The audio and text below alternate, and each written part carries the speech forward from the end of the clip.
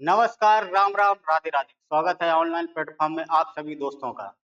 तो बहादुर रौंद कर तूफान दरिया पार जाता है कि बहादुर रौंद कर तूफान दरिया पार जाता है, भंवर में वही फंसता है जो हिम्मत हार जाता है।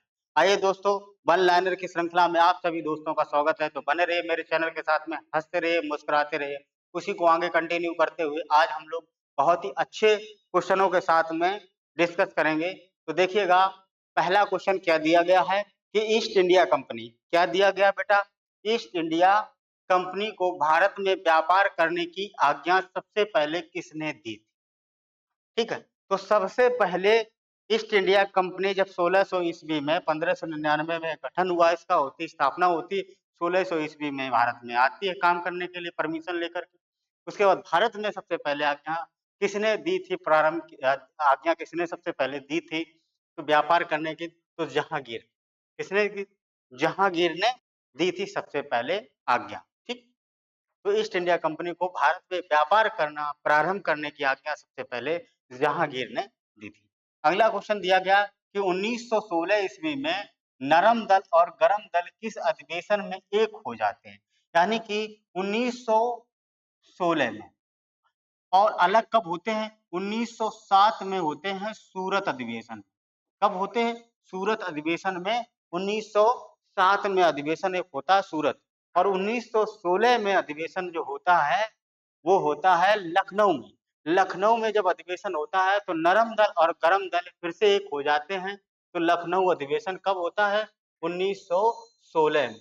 अंबिका मजूमदार इसके क्या थे? अध्यक्ष थे, और रास बिहारी बोस इसमें अध्यक्ष थे सूरत अधिवेशन में। ठीक है, अगला दिया है कि गांधी जी ने किस वर्ष भारतीय राष्ट्रीय कांग्रेस राष्ट्रीय आंदोलन का नेतृत्व ग्रहण किया? तो सबसे पहले जो भारतीय राष्ट्रीय आंदोलन यानी गांधी जी ने किस वर्ष भारत में राष्ट्रीय आंदोलन का नेतृत्व किया था? तो ये 1920 में इन्होंने असहयोग आंदोलन प्रारंभ किया था। 1 अगस्त 1920 को असहयोग आंदोलन प्रारंभ किया था और 1922 तक असहयोग आंदोलन चला। ठीक है, अगला दिया गया है कि गांधी जी द्वारा असहयोग आंदोलन कब शुरू किया गया था? तो देखो 1920 में, अगला वही क्वेश्चन दे दिया गया कि गांधी जी ने असहयोग आंदोलन कब शुरू किया था? 1920 में शुरू किया था और 1922 तक चला था। चौरी चौरा जो कांड हुआ था, चौरी चौरा घटना जो हुई थी वो कहाँ हुई थी? गोरखपुर में। गोरखपुर में होती है। इसी के साथ में ये असहयोग आंदोलन को स्थगित कर दिया जाता है। ठीक, अगला दिया गया है कि सविनय अवज्ञा आंदोलन किसने चलाया था? तो सभी जानते हैं सविनय अवज्ञा आंदोलन किसने चलाया था। भारत छोड़ो आंदोलन किसने चलाया था? असहयोग आंदोलन किसने चलाया था? तो ये चलाया गया था बेटा गांधी जी के द्वारा। महात्मा गांधी जी के द्वारा सविनय अवज्ञा आंदोलन चलाया गया था। 1930 से लेकर के बेटा 34 तक ये आंदोलन चला था। ठीक, 1930 से लेकर के 1934 तक चला। अगला दिया गया गांधी जी द्वारा चालित प्रथम आंदोलन चंपारण किससे संबंधित है? तो गांधी जी ने प्रथम भारत में होने वाला पहला जो आंदोलन था, सत्याग्रह था, वो सबसे पहले यह चलाया गया था गांधी जी के द्वारा। वो कहाँ पर चलाया गया था? तो बिहार के चंपारण डिस्ट्रिक्ट में चलाया गया था। है, नील की खेती करने के विरोध में, किसानों के विरोध में चलाया गया था, महात्मा गांधी जी ने चलाया था। ठीक है, अंग्रेज नील की खेती करवाते थे जिसे कहा जाता तिनकटिया पद्धति। तो किससे संबंधित है? किसानों से संबंधित है। नील किसानों से खेती करवाते थे अंग्रेज लोग जबरदस्ती। ठीक, अगला दिया है कि मोहम्मद अली और शौकत अली किस आंदोलन के नेता थे? एक मोहम्मद अली और दूसरे शौकत अली जो थे वो किस आंदोलन के नेता थे? तो बेटा खिलाफत आंदोलन के नेता थे। खिलाफत आंदोलन, जो खलीफा का पद होता है इस्लाम धर्म में सबसे ऊंचा पद माना जाता था हजरत मोहम्मद साहब के बाद में, उस खलीफा पद को ही समाप्त करने के मूड में थे। यानी कि टर्की के एक व्यक्ति था, शासक था जिसका नाम था मुस्तफा कमाल पाशा। तो खिलाफत का पद, जो खलीफा का पद 1924 में समाप्त कर दिया गया था।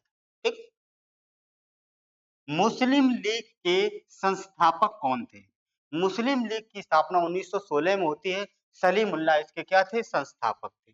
सलीमुल्लाह संस्थापक थे। 1916 में मुस्लिम लीग की स्थापना होती है। अगला दिया गया 1906 ईस्वी में बनी मुस्लिम लीग की स्थापना कहाँ हुई थी? देखो 1916 ने 1906 बेटा दी गई 1906 1906 में बनी मुस्लिम लीग की स्थापना कहाँ हुई थी? तो ढाका में की थी। किसने की थी? सलीमुल्लाह जी ने की थी। ठीक।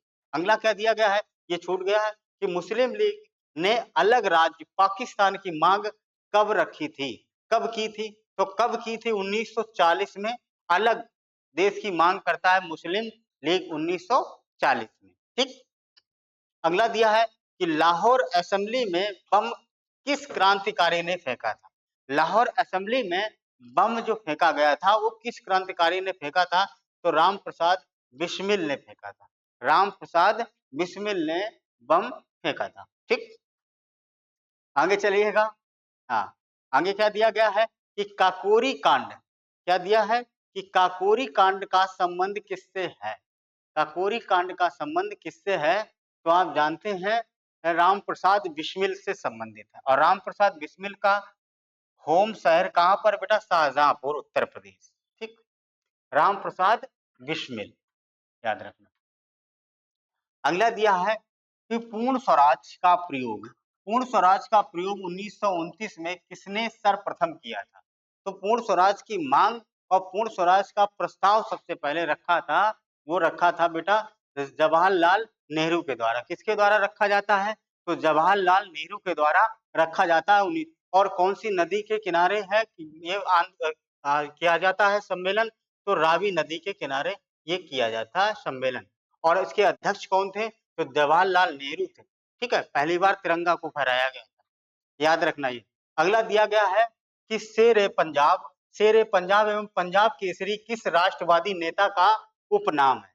किस राष्ट्रवादी नेता को शेर पंजाब कहा जाता है, या कह लीजिए पंजाब केसरी के नाम से जाना जाता है? किस राष्ट्रवादी नेता का नाम है, किसे उपनाम दिया गया है? तो लाला लाजपत राय, लाला लाजपत राय को कहा। ठीक। अगला बहुत ही खूबसूरत क्वेश्चन है कि अनहैप्पी इंडिया पुस्तक के लेखक कौन हैं? अनहैप्पी इंडिया पुस्तक के लेखक बेटा लाला लाजपत राय, लाला लाजपत राय है अनहैप्पी इंडिया।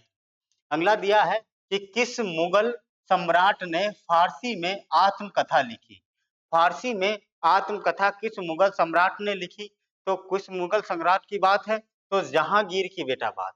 जहांगीर ने आत्मकथा जो है वो फारसी भाषा में लिखी थी, याद रखना। अगला दिया गया 1927 से 1929 के बीच में बारदोली के किसान आंदोलन का नेतृत्व किसने किया था? तो बारदोली आंदोलन जो हुआ था वो किसानों से संबंधित था, वो सरदार पटेल जी ने किया था। इसी आंदोलन में वहां की महिलाओं ने इन्हें सरदार की उपाधि से नवाजा था, सरदार की उपाधि से प्रदान की थी, यानी कि नवाजा था। अगस्त 1946 में बनी अंतरिम सरकार के प्रधान कौन थे? अंतरिम सरकार के प्रधान जवाहरलाल नेहरू थे बेटा। कौन थे? जवाहरलाल नेहरू थे। अगला दिया आर्य समाज की स्थापना किसने की थी?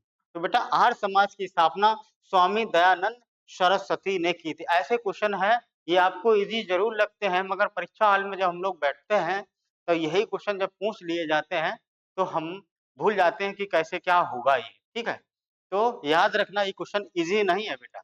ठीक है, और यह ऐसे ही क्वेश्चन बनते रहते हैं एग्जाम में। तो आर्य समाज की स्थापना किसने की थी? तो स्वामी दयानंद सरस्वती ने की थी। अगला दिया विवेकानंद को आधुनिक राष्ट्रीय आंदोलन का आध्यात्मिक पिता कहा जाता है।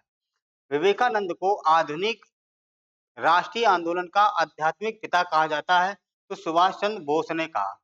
सुभाष चंद्र बोस ने विवेकानंद को आधुनिक राष्ट्रीय आंदोलन का आध्यात्मिक पिता कहा। बहुत अच्छी बात कही, ये बहुत अच्छा क्वेश्चन है कि विवेकानंद को आध्यात्मिक राष्ट्रीय आंदोलन का आध्यात्मिक पिता कहा जाता है, आधुनिक राष्ट्रीय आंदोलन का। तो सुभाष चंद्र बोस ने ये कहा। ठीक। अगला दिया है कि सितंबर 1916 में होम रूल लीग की स्थापना किसने की थी?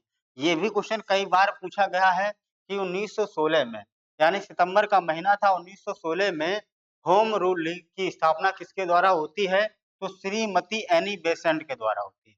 श्रीमती एनी बेसेंट के द्वारा होम रूल लीग की स्थापना होती है।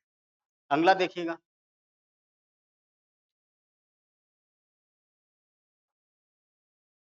कि कांग्रेस का प्रथम अधिवेशन, कांग्रेस का बेटा प्रथम अधिवेशन कहाँ हुआ था? तो कांग्रेस की स्थापना होती है 28 दिसंबर, कहाँ होती है? 28 दिसंबर 1885 को। और ये पहला अधिवेशन कहाँ होता है? तो मुंबई में होता है, ठीक है। इसे आज के समय में मुंबई कहा जाता, पहले बम्बई कहा जाता था, ठीक। तो 1885 में बम्बई में हुआ था। अगला दिया है कि अंतिम मुगल सम्राट जिसने 1857 में विद्रोह का नेतृत्व किया था, उसका नाम बेटा क्या है? तो बहादुर शाह जफर द्वितीय, बहादुर शाह जफर द्वितीय, ठीक है। दिल्ली का सम्राट बना दिया गया था, यानी भारत का सम्राट बना दिया गया था बहादुर शाह जफर को। उसके बाद में अंग्रेजों ने इसे कहाँ भेज दिया था? रंगून, वहीं पर इनकी मृत्यु हो जाती। चौरी चौरा कांड 1922 में से दुखी गांधी जी ने आंदोलन वापस लिया था। कौन सा आंदोलन चौरी चौरा कांड के बाद वापस लिया गया था? ये चौरी चौरा कांड गोरखपुर में होता है।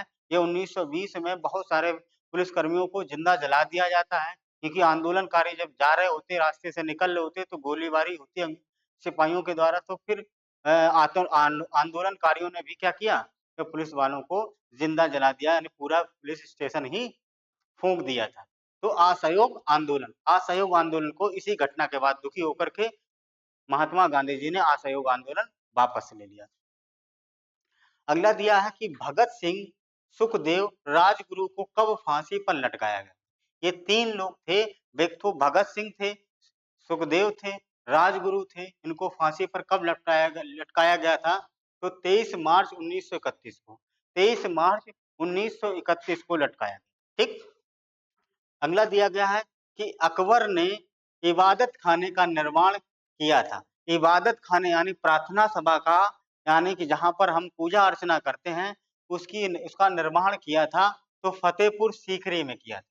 फतेहपुर सीकरी में अकबर ने इबादत खाने की स्थापना की थी, इबादत खाने की का निर्माण करवाया था। अगला दिया गया है कि आजादी से पहले पूर्ण स्वतंत्रता दिवस कब मनाया गया था? आजादी से पहले पूर्ण स्वतंत्रता दिवस कब मनाया गया था? तो 25 जनवरी 1930 को पहली बार मनाया गया था, यानी कि पूर्ण स्वतंत्रता दिवस 25 जनवरी 1930 को, ठीक। तब से मनाया जाता है, गणतंत्र दिवस के रूप में मनाया। देश कौन सा वेद अंतिम वेद माना जाता है? कौन सा वेद बेटा है अंतिम वेद माना जाता? अथर्ववेद। और सबसे प्राचीन वेदों में या पहला वेद कौन था? ऋग्वेद था, ठीक। अंतिम वेद अथर्ववेद को माना जाता है। अगला दिया है कि जजिया कर किस शासक ने लगाया? जजिया कर के इतिहास में हमने बताया है जजिया कर के बारे में, कि सबसे पहले लगाने वाला कौन था व्यक्ति? ठीक है, तो मोहम्मद बिन कासिम था। कौन था? मोहम्मद बिन कासिम था, अंग्रेज और कासिम था। उसके बाद में औरंगजेब ने ब्राह्मणों पर भी जजिया कर लगाया था। अंग्रेज यानी कि औरंगजेब ने ब्राह्मणों पर भी जजिया कर लगाया, ठीक। फतेहपुर सीकरी नगर किसने बसाया था? तो फतेहपुर सीकरी नगर बसाया नहीं, बल्कि वहां राजधानी भी बनाई उसने। कौन शासक था? मुगल शासक था अकबर। अकबर ने फतेहपुर सीकरी, आगरा से 10-12 किलोमीटर दूर है बेटा, तो फतेहपुर सीकरी किला भी है और बुलंद दरवाजा भी वहीं पर बना।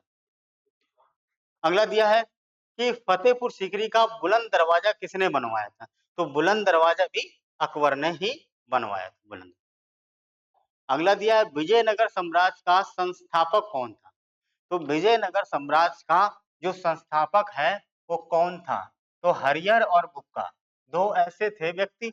1336 ईस्वी में हरिहर और बुक्का नामक दो भाइयों ने विजयनगर साम्राज्य की स्थापना की थी, विजयनगर साम्राज्य की स्थापना की थी, ठीक। किस वैष्णव संत का जन्म वाराणसी में हुआ था? वैष्णव संत का वैष्णव संत का जन्म जो है वाराणसी में होता है। वो बल्लभाचार्य जो संत थे, उनका जन्म कहाँ पर होता? वाराणसी में, ठीक। चंद्रगुप्त मौर्य के शासन काल में नगर प्रमुख को क्या कहते थे? अच्छा क्वेश्चन है। नगर प्रमुख को क्या कहते थे? तो नगराध्यक्ष कहा जाता था। क्या कहा जाता था? नगराध्यक्ष कहा जाता था। चंद्रगुप्त मौर्य के शासनकाल में नगर अध्यक्ष को, नगर प्रमुख को। उपगुप्त किसका गुरु था? उपगुप्त बेटा किसका गुरु था? तो अशोक का गुरु था, ठीक। अशोक का गुरु, ठीक। इसी के कहने पर अशोक ने बौद्ध धर्म को अपनाया था। 1828 ईस्वी में ब्रह्म समाज की स्थापना किसने की थी? 1828 में ब्रह्म समाज की स्थापना बेटा राजा राममोहन राय के द्वारा की जाती है। राजा की उपाधि बेटा किसके द्वारा मिलती है? तो अकबर के द्वारा, अकबर द्वितीय के द्वारा राजा की उपाधि दी जाती है। भारत में आधुनिक शिक्षा का जनक या कह लो अंग्रेजी शिक्षा का जनक भी इन्हीं को माना जाता है, राजा राममोहन राय। अगला दिया गया है कि भारतीय ब्रह्म समाज की स्थापना किसने की थी? तो भारतीय ब्रह्म समाज की स्थापना केशव चंद्र सेन ने की थी। केशव चंद्र सेन ने की थी। प्रसिद्ध मीनाक्षी मंदिर कहाँ पर स्थित है? कई बार बेटा क्वेश्चन पूछा गया, प्रसिद्ध मीनाक्षी मंदिर कहाँ पर स्थित है? तो तमिलनाडु के मदुरई में, मदुरई, ठीक, मदुरई में। अगला दिया गया है कि सर्वप्रथम किस व्यक्ति ने गांधी जी को महात्मा कहा? सर्वप्रथम गांधी जी को महात्मा किस व्यक्ति ने कहा? तो महात्मा रविंद्रनाथ टैगोर ने कहा। किसने कहा? रविंद्रनाथ टैगोर। और राष्ट्रपिता किसने कहा? तो याद रखना, राष्ट्रपिता जो है वो कहा गया है सुभाष चंद्र बोस के द्वारा। सुभाष चंद्र बोस के द्वारा राष्ट्रपिता कहा गया है, ठीक, याद रखिए।